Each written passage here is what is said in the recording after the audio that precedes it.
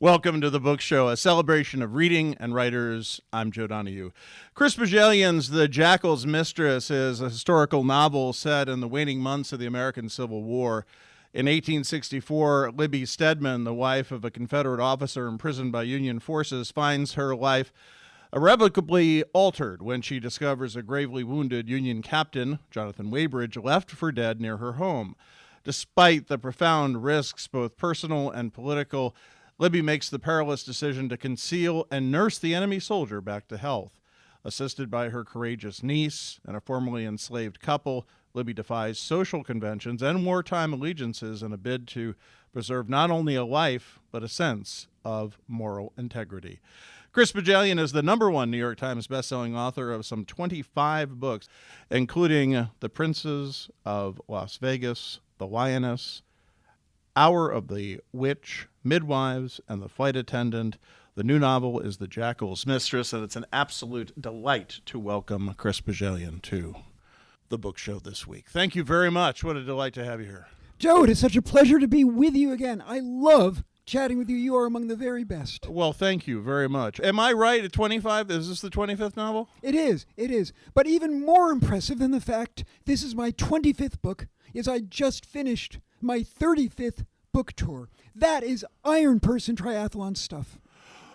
So how does that work? We didn't do book tours for my first 3 books because they sold about 11 copies, always to people named Bohjalian, and then there was a long period when I would do paperback book tours as well. Did you enjoy talking about a book twice?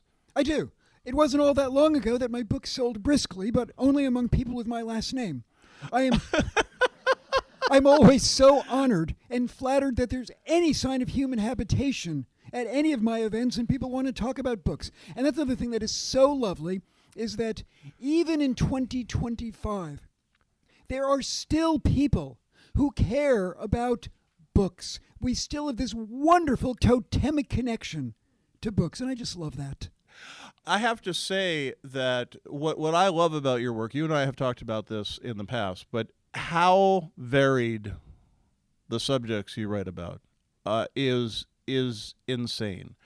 It's so different, and everything is different. Your last book was taking place in Vegas with a Diana impersonator, and here we are in the Civil War.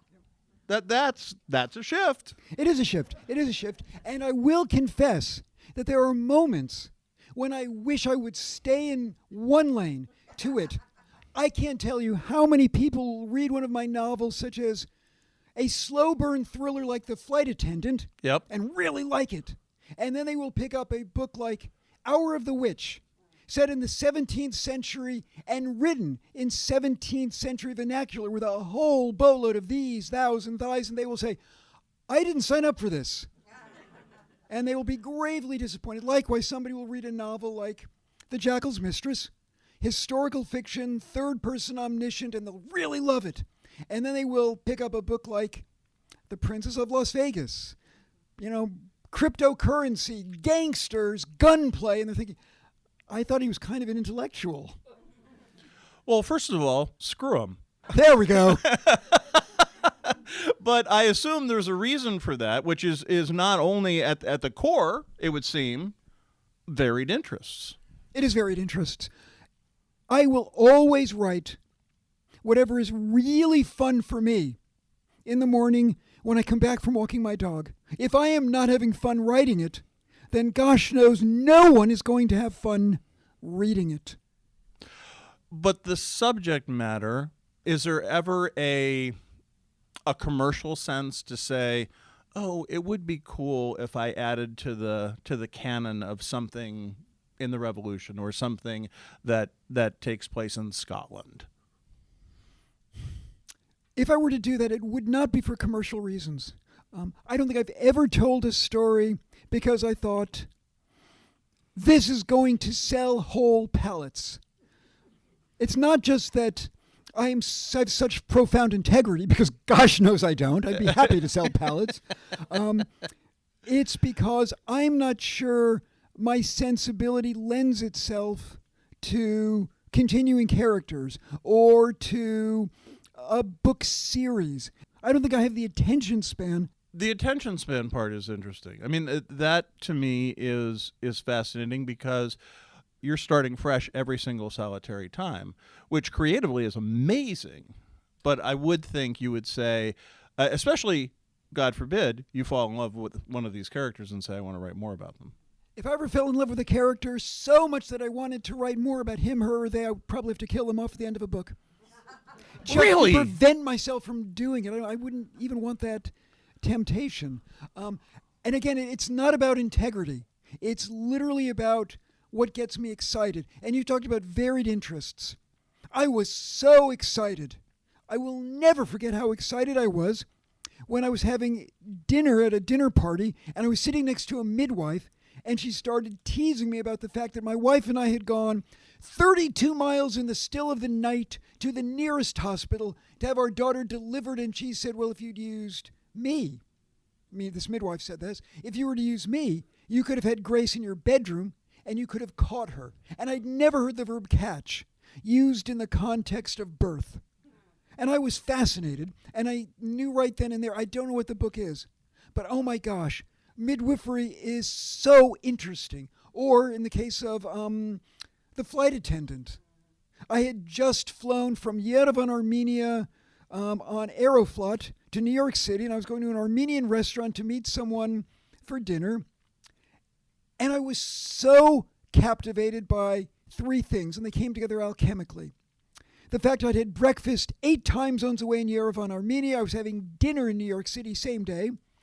I'd flown on Aeroflot, Russia. And, this is before Ukraine. This is before the pandemic. This is like 2016. And Aeroflot, Aeroflot internationally back in the day was really good, but I'm thinking about Russia. And third, I'm in this bar. And I was looking at all these beautiful bottles of booze. And they came together alchemically with an idea of a flight attendant waking up far from home, a blackout drunk next to a dead body. And I grew obsessed with flight attendants. I had to know everything there was about the life of a flight attendant. And how do you determine when you know everything you need to know about a flight attendant enough to write a book like The Flight Attendant? Yeah. When you are tempted to have what we call information dumps. And all of you in the audience tonight know what an information dump is. You are reading the book and the narrative is moving along swimmingly and you care about the characters, and all of a sudden the author shows how much they know about either a gun or a movie or the Titanic, or pick a subject. But all of a sudden you are thinking to yourself, well, gosh, didn't need to know that. Chris Bohjalian is our guest on the book show this week, and the new book is The Jackal's Mistress. So let us talk about the origin story of this book and what brought you to the Civil War with trails that lead us back to the state that we are recording in, Vermont.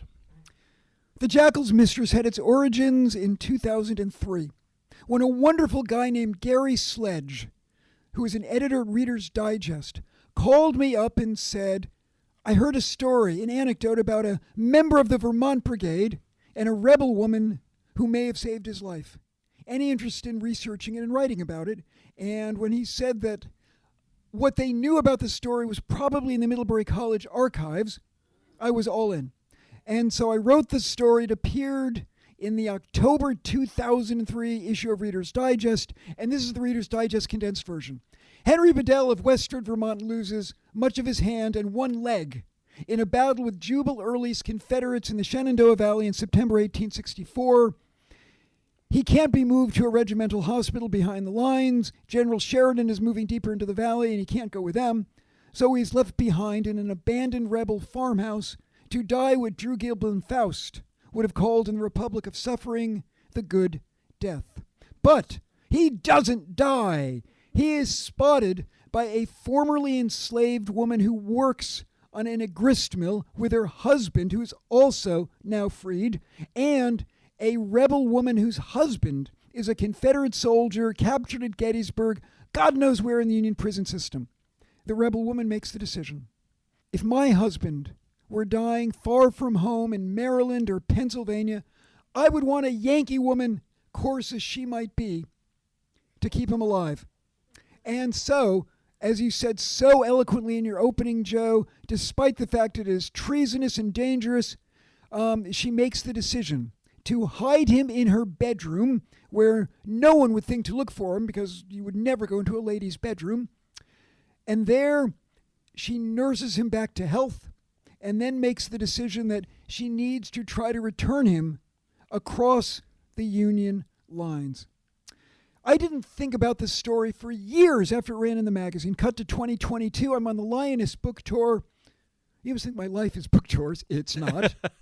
But I'm in Richmond, Virginia, on the Lioness book tour, and you feel the weight of the Civil War in Richmond, Virginia, in ways you do not in Vermont. I mean, you were just with Rick Atkinson. We are all about the Revolutionary War. Right. But the American Civil War, not so much. The closest thing Vermont had to a Civil War battle was when some Confederates came from Quebec into St. Albans hoping to rob a bank. They failed. No one was hurt. No money was even stolen. That was our Civil War.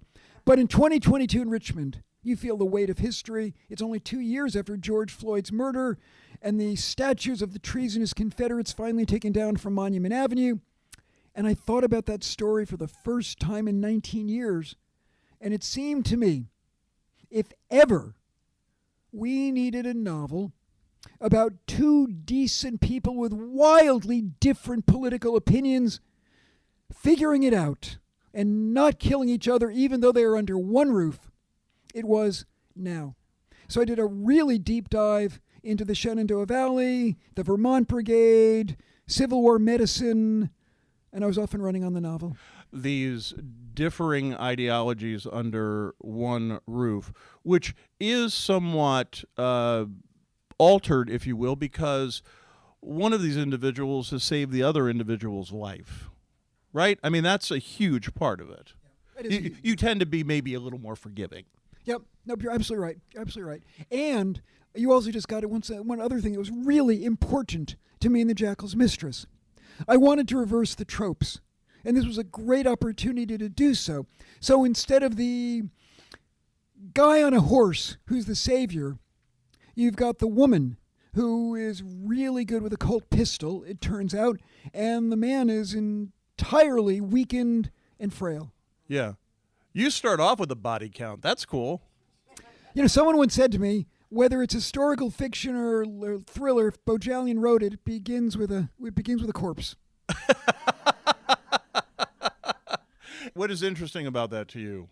You know, it's not the corpses or the cadavers, but Maybe. Maybe. You know, I realized in 2012, 2014 that I was in love with streaming, then premium cable dramas, now streaming dramas. Shows like The Wire, The Sopranos, Breaking Bad, Mad Men, Succession, Homeland, The Americans. They're not always violent. Mad Men is not violent. No. But they're all about dread. And clearly, dread is my jam. And maybe that's why I begin with a body count. Now, so another question I wanted to ask you, though, is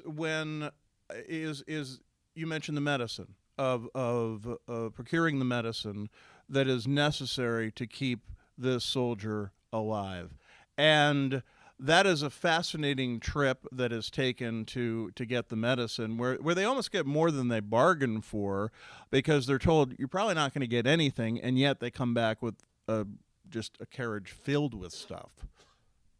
And in real life, the model for Libby Stedman was a woman named Betty Van Meter, and with the formerly enslaved man who was running the grist mill with her, in real life a guy named Dick Runner, the two of them literally crossed rebel lines to the Union garrison at Harper's Ferry and went to the Sanitary Commission and managed to convince an officer there that they weren't Confederate smugglers in desperate need of medicine, that it really was for a Union soldier whose life they were trying to save. So they literally returned with an entire, what was called Sanitary Commission medicine chest, filled with largely ineffective medicines, but Also, opium and booze. They brought back so much whiskey because whiskey was a sedative, yes, thank you, and it was an antiseptic as much as they understood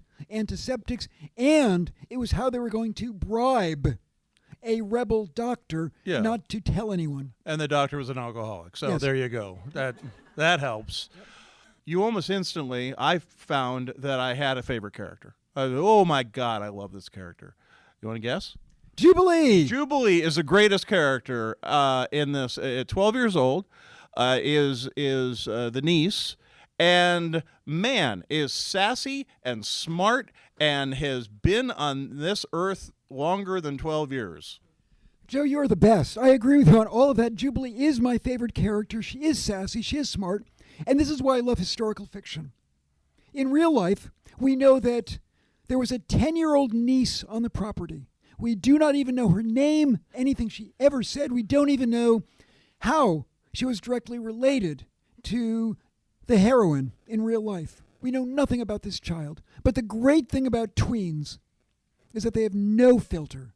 They will say literally anything. And so whether it's Jubilee in The Jackal's Mistress, or Marissa Dowling in The Princess of Las Vegas, or Emily Shepard in Close Your Eyes, Hold Hands, I love having tween characters because they can call out the adults for their hypocrisy, and they will.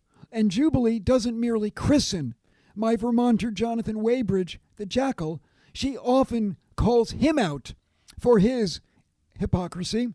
And the other great thing about tweens is that they can be the messengers for the omniscient narrator without the omniscient narrator ever having to get preachy. That's the other thing I hate in a book more than information dumps. Preachy, omniscient narrators. I thought the character was lovely because it just has this, just has such energy, but also there's great comic relief to it as well.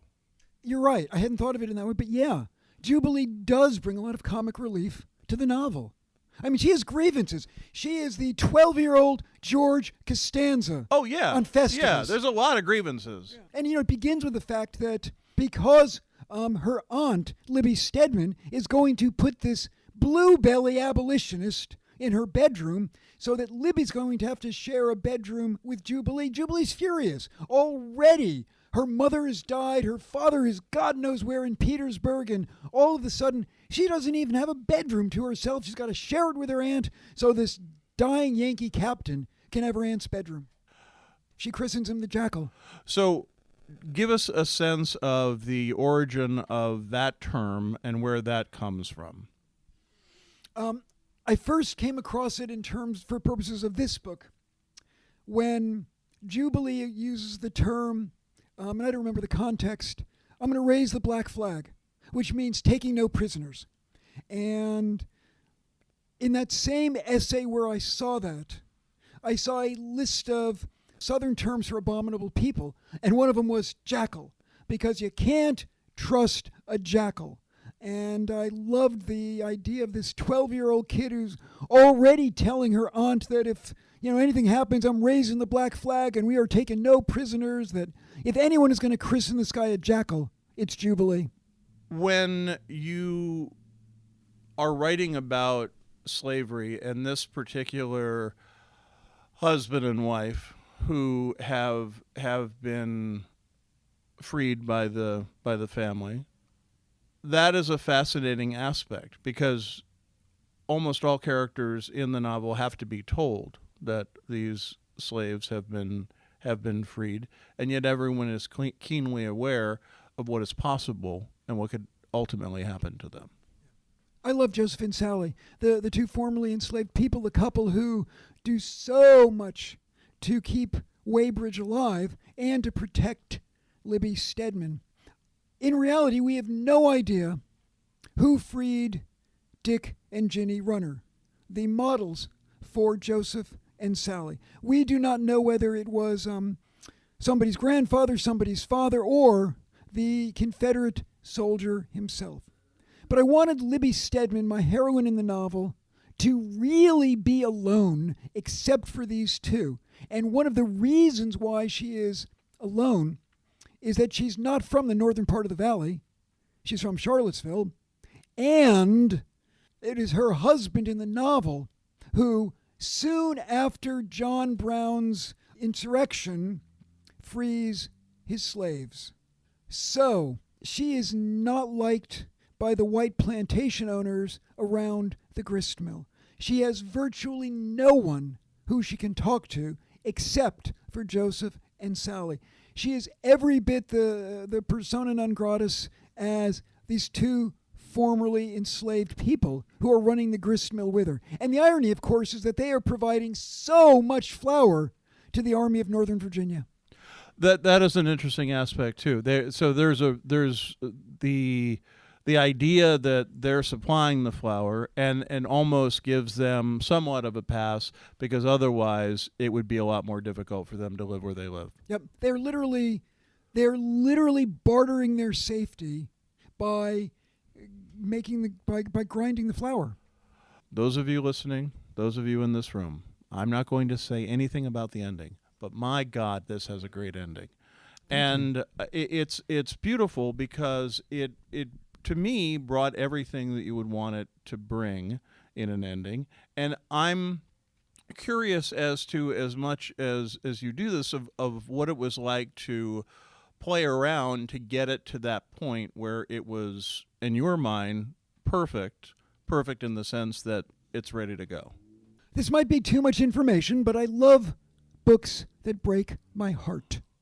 There is nothing that I find more satisfying than to be, these days, than to be somewhere in the woods with my beloved dog, listening to an audiobook, reaching the end, and all of a sudden my dog is looking up at me with great concern because I'm just weeping in the woods. I love it when a book does that to me. And I never know how my books are going to end when I begin them. I refer to this book sometimes as a Civil War Romeo and Juliet because I know that I knew even when I was starting this book that my two main characters are going to be very good friends, if not lovers, but they're married to other people, so I'm not quite sure how that's going to play out. When I am approaching the home stretch of the book, and it's all muscle memory, that's when I get to the moment where, okay, I'm not sure I'm capable of doing an absolutely happy ending. But how close to happy am I going to get?